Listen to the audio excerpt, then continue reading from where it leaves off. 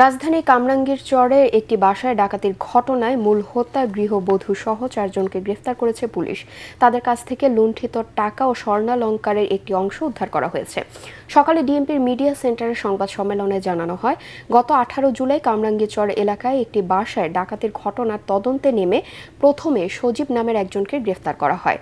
পরে তার দেয়া তথ্যের ভিত্তিতে মূল পরিকল্পনাকারী জেসমিন সহ আরও 3 জনকে আটক করে পুলিশ। সংবাদ সম্মেলনে জানানো হয়, জেসমিন ওই ভবনের 7ম তলার বাসিন্দা হওয়ায় ভবনটিতে তার নিয়মিত যাতায়াত ও পরিচিতি ছিল।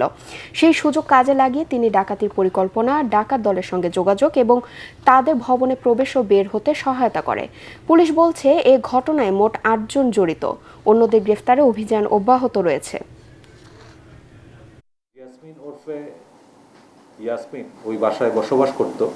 তার সাথে ওই ভবনের 5ম তলায় বসবাসকারীদের নিয়মিত যোগাযোগ ছিল এবং ওই বাসায় যোগাযোগ ছিল এবং সেই বাসাতে যে নগদ টাকা গচ্ছিত ছিল এই ব্যাপারে জিয়াসমিন অবগত ছিল।